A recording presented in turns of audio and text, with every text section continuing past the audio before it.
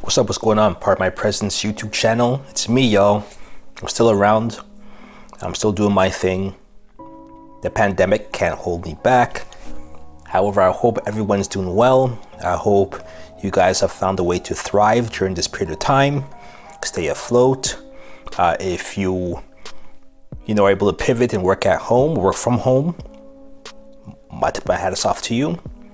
If you're able to pick up extra overtime because the industry pretty much does well in time of crisis, you're blessed. If you're someone who has temporarily lost their job or who is on furlough, then take this time or take this opportunity to do all the things that you've always said, only if I had time to do it. Now would be the time to do it, okay? Whether that means clean up the house, whether that means learning a new skill. There is many free online courses that are available that you could get involved in.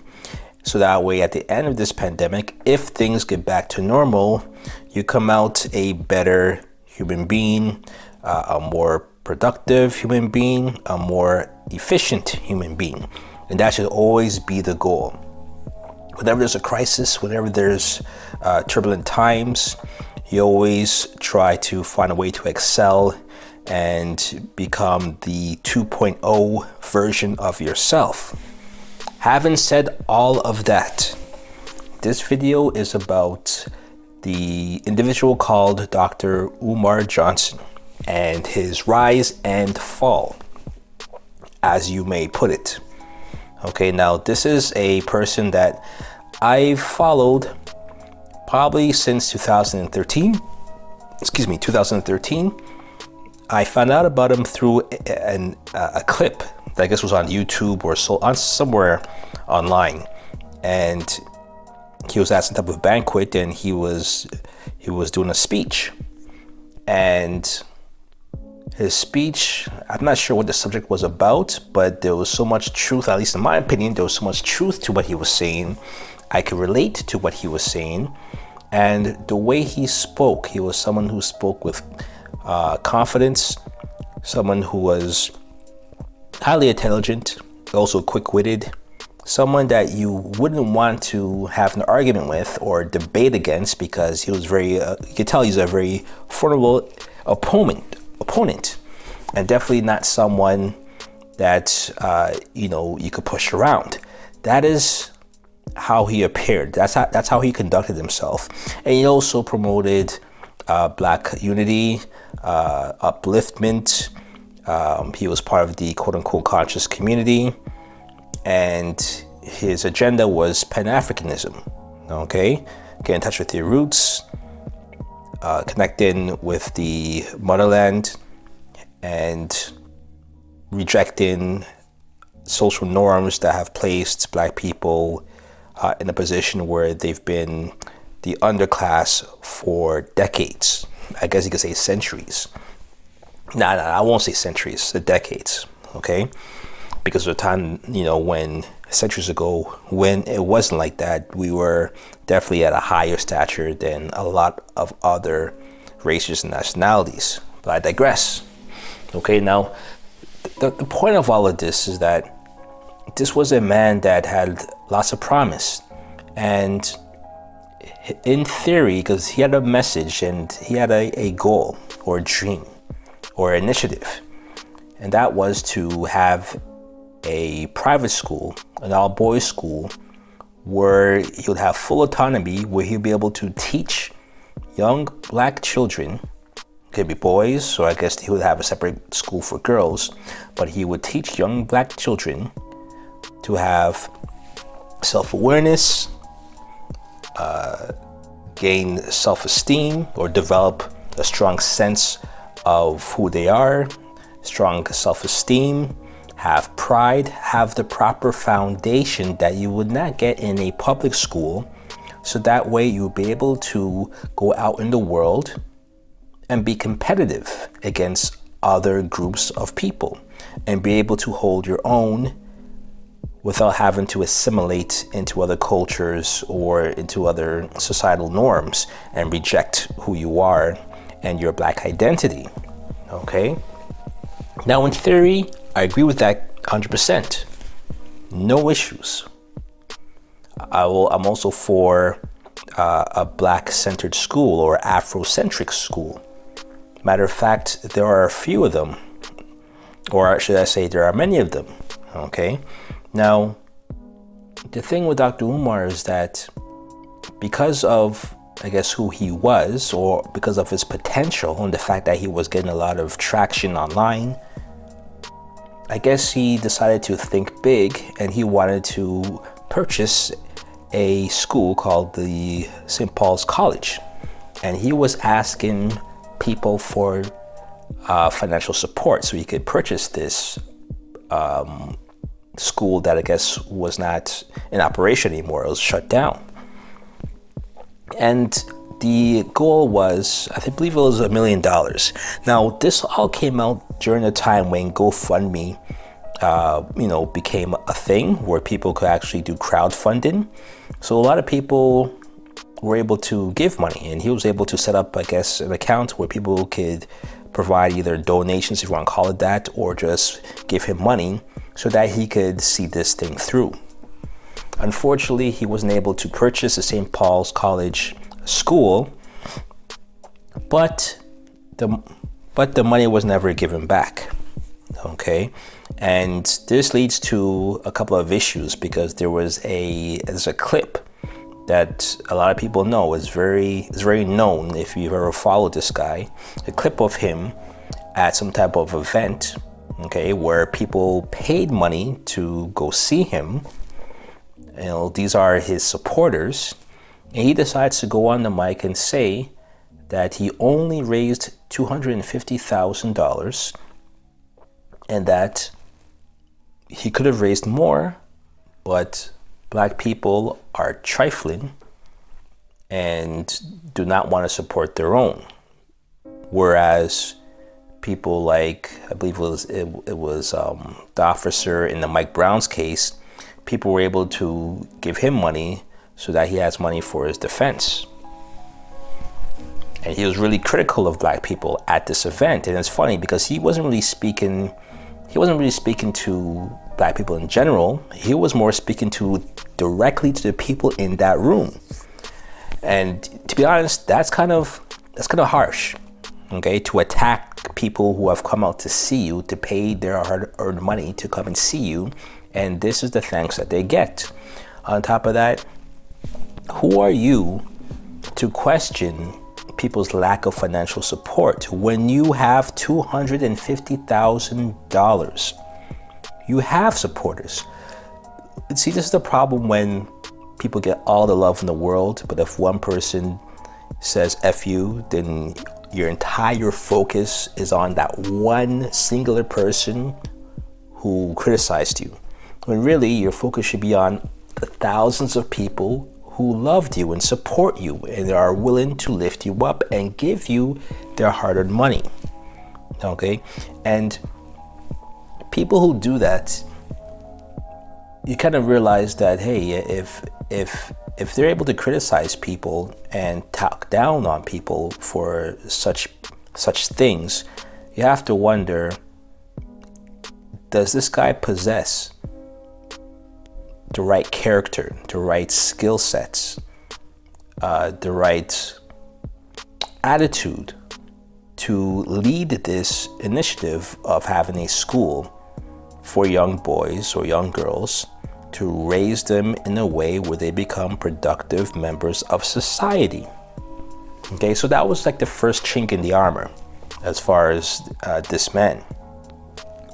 Now, there were other flags as well too. One of them was when a story came out that he was caught with a stripper.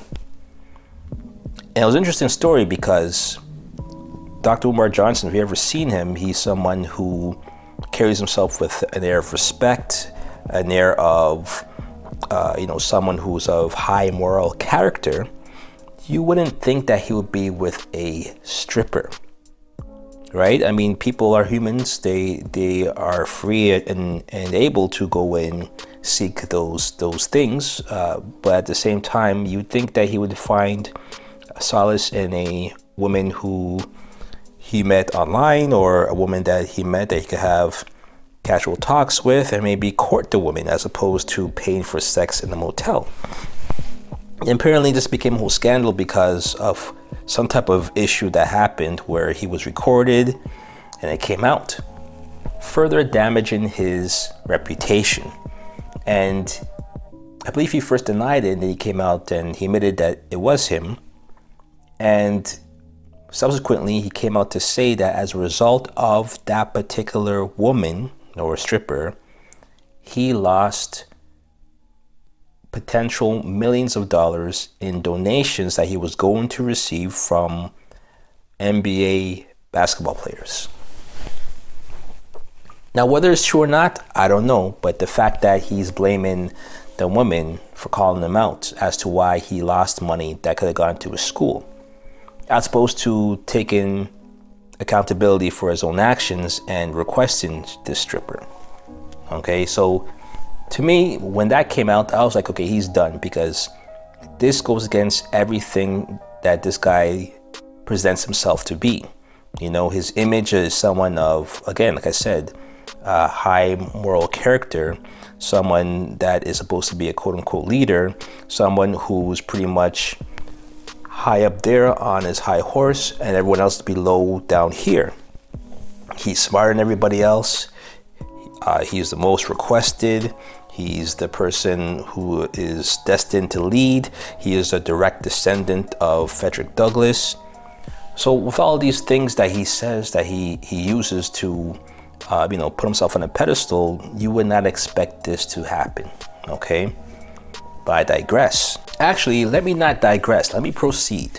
Okay, because something else was brought to light. And this is the fact that Umar Johnson has children of his own. Now, one thing about him, you never see him with children. You would think a man of high character, a man that's supposed to be teaching black boys to be gentlemen, to be providers, protectors of black women, you'd think that you'd see him with his own children. You never see him with his children. Apparently, he has like 2 or 3 children. He doesn't have custody of them. And there's some issues with whether or not he actually pays child support or supports his children or even is involved in their lives. That's a huge red flag, because if you can't even take care of your own home, your own stable, how or why do you think I'm gonna let my child be in your possession so that you could teach him? Because you're only gonna teach him what you know. And if what you know is an unstable household, if what you know is having a lack of accountability for the life you bring into the world, I don't want that being taught to my child. Okay, and this again all leads to my issue here, is that a lot of times we focus on a leader. All right, a lot of times we focus on a person. We support a person more than we support what they actually say. We're more focused on looking at them as other than human beings, as infallible. Meanwhile, they're not. This is a human being. Okay, and when we practice idolatry like this, when we idolize people like this, we set ourselves up to having these guys betray us when they fall, or when they catch out of the bag that, hey, they're human and they have the same desires as everybody else.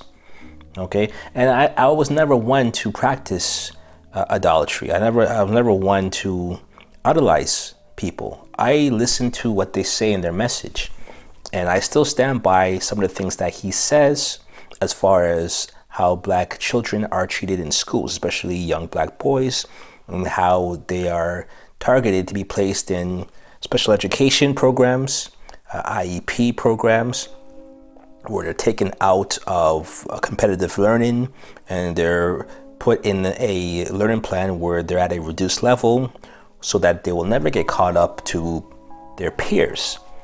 And they're being diagnosed sometimes incorrectly with learning disabilities, ADHD, and they're prescribed medication, which these medications affect a human's brain. And you should never be giving children these types of medications, right? It could cause psychosis. They could have episodes. It could lead to suicidal tendencies or suicidal thoughts. And we've seen cases where children have committed suicide. Children as young as, I believe, 8 years old. How do you even know how to kill yourself at that age? Okay, but when you're taking these type of medication, it actually puts you in the mindset that you feel like you want to die. Okay, and I have a huge problem with that. I have a huge problem with teachers using the scapegoat of not wanting to teach children and wanting to place them or label them as ADHD instead of finding a way to have a breakthrough with these children, to send them off to different classes where they don't have to deal with them. Okay, and I don't think that's the right thing to do at all. So in those respects, I do believe in what Dr. Umar Johnson is saying in theory. The problem is, how do we execute and get to school? Okay, and that leads to the issue because people were on him on the fact that he has all this money. Apparently it got up to $750,000, yet there's no school in place. He hasn't purchased a school. This is now 2018. Nothing's being done. A lot of people are saying he's a fraud. He's a scam artist. He's not really producing anything. I don't believe he's an author at all. I don't believe he has created any type of school workshops or programs during the summertime. He always says he's a school principal, but you never see, or he never says what school he's working at. He says he's a school psychologist, but he never mentions what school he's attached to, or what public school system he's attached to, or what district he's attached to, right? It's always vague and generic titles that he gives himself. Excuse me. So it led to the whole point that I guess he felt he needed to produce something and show that he's actually doing something with people's money. And he ends up buying an abandoned building in Delaware. And he produces this video where he has, inspirational music playing. And he's pretty much, bigging up his chest saying he purchased this school and he's going to call it the Frederick Douglass Marcus Garvey Academy. This is big hoopla. And I have to say that I was happy to see this, and I also hoped that people will now come through and support the guy. Unfortunately, it's been almost 2 years now, and nothing has been done with the school. The school was purchased was acquired in a state where there was no electricity set up. A lot of repairs, a lot of renovations were required. Yet nothing has been done. There's videos of people going there as recently as in the past 6 months, and it's worse than how it looked when he first produced a video of him going there. Okay, now here's the problem with all of this. If you're going to have a school where you're going to teach children how to cook, teach children how to shoot guns and to be responsible with firearms, teach children how to garden and how to produce their own crops so that they have their own food to eat straight from the soil, to teach children how to sew, all these different things that he wants to teach children. While all commendable, how are you going to do it? Because the one thing about this guy is that he always seems to be a one-man show, okay? Anytime you see him, it's only him alone. He doesn't seem to work well with others.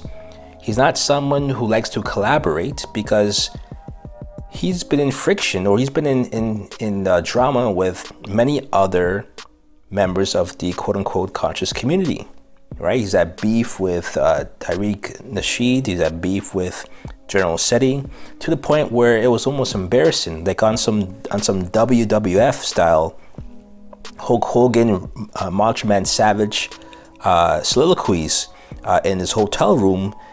cracking jokes and trying to one up on other people. It was ridiculous, to a point where he's beating his chest in the video, threatening people, threatening harm, threatening to get the goons after people. Is this the type of person you want running your school? Is this the type of person that you envision as a principal or as a psychologist that you're going to bring your child to? No. Okay, and if you're going to be one of those people, you would need to have the right skills. One of them would be the skill of how to collaborate with others, right? That's the leadership characteristics, right? Can you delegate? Can you lead others? Do you know how to create a team of people that can help you see this dream to fruition? Can you get people to work for you? And here's the interesting thing. There have been cases where people have offered their services, whether it's electricians, HVAC people, people who have the desired skills needed to renovate this school and get it into working order. And apparently he has either not responded to them or he has chosen to look elsewhere, but nothing else has come up. Now, these people have offered their services for free. Their time, their labor, their sweat, for free. Why? Because they believed in this vision. They wanted to see this through. They wanted to have a school that they could say they were a part of and that they helped bring to life, to reality. But he always gave them excuses and nothing ever came up from it. Now, you tell me, if there's one thing that you know about somebody, if they have the right intentions, if they mean well, if they have the intent to create a school and people are offering their help, you're going to take it, especially if it's offered on the strength of who you are. You're going to take it. This person does not, which could only lead to the fact that this guy's a scam artist. He wants the donations. He wants the gifts. He wants the cookies. He has no interest in creating a school. Because here's the thing, we're now in 2020. With this whole pandemic that's going around now, the one thing that anyone should learn from this is the fact that you don't need to have a brick and mortar building. You don't need to operate in the building. You could have all of your curriculum, all of the educational resources, all of the classes online. You do not have to use a building and pay thousands of dollars in rent, in lease agreements, in caretakers. None of that's required. Yeah, maybe you could have an office where people could come in, and touch you once in a while. But ultimately, you don't need that, especially if you are going across the country, spreading your gospel of Black empowerment. How are you going to have people who believe in you, your followers and your supporters that live in California, how could they take advantage of a school in Delaware? They can't. So it makes no sense, okay? It can only lead to someone who either had no intent to have this school or someone who does not have proper management skills. Okay, now if it's the former, then we all know what needs to be done. We need to shame him. We need to get him out of the community. However, if it's the latter, then you have to ask yourself, he is not the right one to lead this initiative. And this is the point of my video. Okay, a lot of people are trashing this guy. They're cracking jokes. They're talking out of turn. And they're saying a lot of stuff about Pan-Africanism is dead and having a black school is ridiculous. Black empowerment, black upliftment is ridiculous. I knew it wasn't going to work. All of that is a losing cause. People are associating the guy's message, the theory, the idea. They're attaching it too closely to the figure.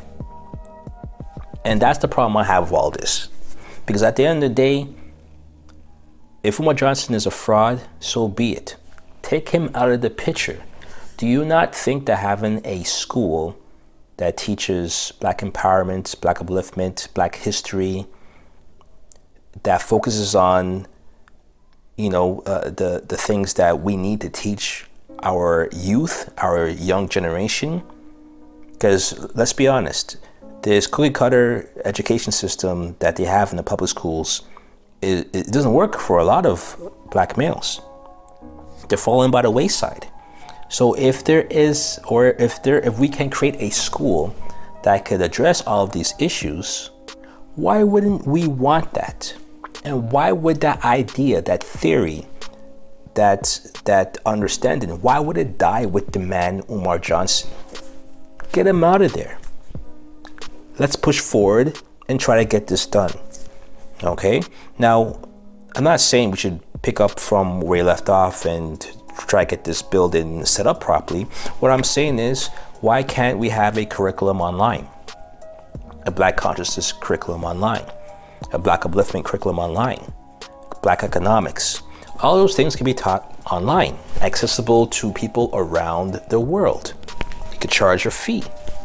It could be spread like gospel. It could be something that could actually, be very, very useful.